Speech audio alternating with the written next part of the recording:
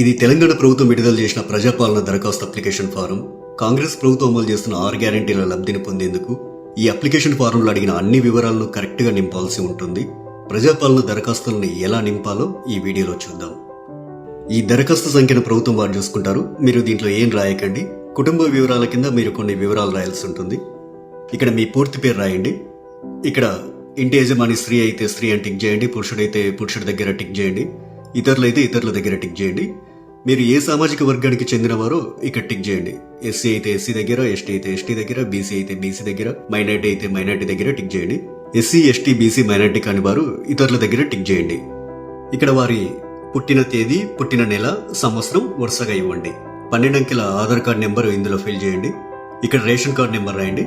ఇక్కడ మీ mobile number రాయండి. వృత్తి దగ్గర మీరు చేసే వృత్తిని రాయండి. ఇక్కడ మీ కుటుంబ సభ్యుల పేర్లు, వారి వివరాలు తెలపాలి. ఇక్కడ పేరు, అతను గాని ఆమె గాని మీకేమవుతారో, తల్లి అయితే తల్లి అని, భార్య అయితే భార్య అని, కొడుకు అయితే కొడుకు అని, కూతురు అయితే కూతురు అని నింపండి. వారు స్త్రీ అయితే స్త్రీ అని, మగవారైతే పురుషుడని. ఇక్కడ వారి పుట్టిన తేదీ, పుట్టిన నెల, సంవత్సరం వరుసగా ఇవ్వండి. ఇక్కడ వారి ఆధార్ కార్డ్ నెంబర్ రాయండి. ఇలా మీ ఇంట్లో ఎంతమంది ఉంటే అంతమంది పేర్లు రాయండి. ఇక్కడ ఇక 2వ పేజీలో ఏం రాయాలో చూద్దాం. 10వ నెంబర్ దగ్గర మీ చిరునామా రాయండి. ఆధార్ కార్డులో ఉన్నట్లు మీ ఇంటి నెంబర్ ఇక్కడ రాయండి. మీ గ్రామం లేదా మున్సిపాలిటీ ఇక్కడ రాయండి. ఇక్కడ మీ వార్డ్ నెంబర్ రాయండి. ఇక్కడ మీ మండలం పేరు, తర్వాత మీ జిల్లా పేరు ఇక్కడ రాయండి. ఇప్పుడు అభయస్థం గ్యారెంటీల సెక్షన్ కొద్దాం. గ్యారెంటీల పథకాలు లబ్ధి పొందేందుకు మీరు ఏం చేయాలి, మీరు ఏ వివరాలు ఇక్కడ రాయాల్సి ఉంటుందనేది చూద్దాం. ఇక్కడ కావలసిన పథకాల లబ్ధి కొరకు మీరు టిక్ మార్క్ చేయాల్సి ఉంటుంది. మహాలక్ష్మి పథకంలో భాగంగా ఇక్కడ 2 పథకాలు ఉన్నాయి. మొదటిది ప్రతి నెల 2500 ఆర్థిక సాయం పొందేందుకు ఇక టిక్ మార్క్ పెట్టండి. ఇక రెండోది 500 రూపాయలకు గ్యాస్ సిలిండర్ పొందేందుకు ఇక టిక్ మార్క్ పెట్టండి.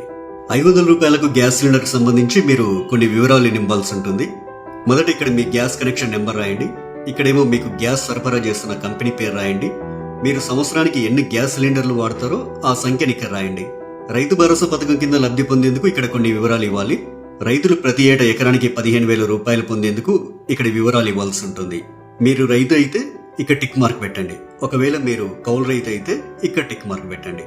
ఇక్కడ మీ పట్టాదారు పుస్తక నెంబర్లు రాయండి. మీరు సాగు చేస్తున్న భూమి వివరాలు అంటే సర్వే నెంబరు, విస్తీర్ణం అలాంటి వివరాలన్నీ ఇక్కడ రాయండి. మీరు వ్యవసాయ కూలీలైతే ఏటా ఇచ్చే 12,000 రూపాయల కోసం ఇక్కడ టిక్ మార్క్ చేయండి. ఇక్కడ మీ ఉపాధి హామీ కార్డు నెంబర్ రాయండి. మరో గ్యారంటీ ఇంద్రమ్మ ఇండ్లు పథకం లబ్ధి కొరకు ఇక్కడ కొన్ని వివరాలు ఇవ్వాల్సి ఉంటుంది. ఇల్లు లేని అర్హులైన కుటుంబం వాళ్ళు ఈ వివరాలు ఇవ్వాలి. ఇంటి నిర్మాణం కోసం ఆర్థిక సాయం పొందేందుకు ఇక టిక్ మార్క్ చేయండి. ఇక అమరవీరులు మరియు ఉద్యమకారులు 250 చదరపు గజాల ఇంటి స్థలం పొందేందుకు ఇక్కడ కొన్ని వివరాలు ఇవ్వాల్సి ఉంటుంది. మీది అమరవీరుల కుటుంబం అయితే ఇక్కడ టిక్ మార్క్ పెట్టండి. ఇక్కడ మీ కుటుంబంలోని అమరవీరుల పేర్లు రాయండి. వారు అమరులైన సంవత్సరం రాయండి. FIR నెంబర్ రాయండి.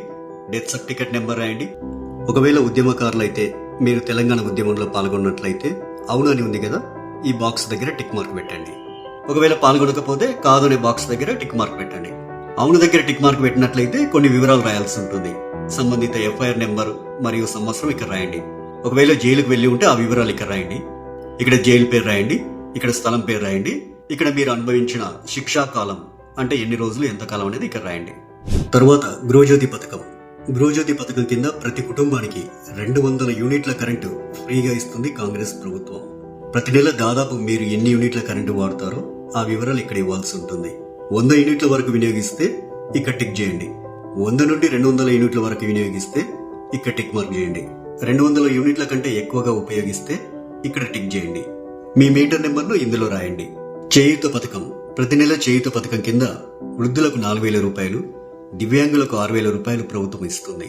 మిమ్మల్ని దివ్యాంగులుగా గుర్తిస్తూ ప్రభుత్వం మీకు ఇచ్చిన సదరం సర్టిఫికేట్ నెంబర్ ఇక్కడ రాయండి. మిగతా వారు వృద్ధులైతే ఇక్కడ, గీతా కార్మికులైతే ఇక్కడ, డయాలిసిస్ బాధితులైతే ఇక్కడ, బీడీ కార్మికుల జీవన భృతి పొందే వాళ్ళైతే ఇక్కడ, ఒంటరి మహిళా జీవన భృతి పొందాలనుకునే వారు ఇక్కడ, వితంతు పెన్షన్ కోసం ఇక్కడ టిక్ మార్క్ చేయండి. చేనేత కార్మికులైతే ఇక్కడ టిక్ మార్క్ చేయండి.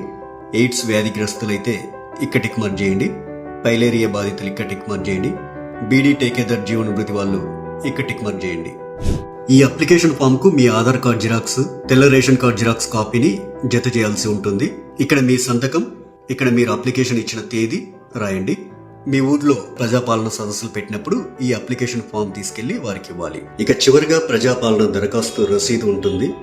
ఇందులో మీ నుంచి దరఖాస్తు తీసుకునే అధికారి కొన్ని వివరాలు రాసిస్తారు. ఈ రసీదులో అధికారి దరఖాస్తు సంఖ్య రాస్తారు. అభయస్థం గ్యారెంటీలకు సంబంధించి టిక్ మార్క్ చేస్తారు. తదితర వివరాలన్నీ కూడా రాస్తారు. చివరగా అధికారి తన సంతకం చేసి మీకు రసీదునిస్తారు.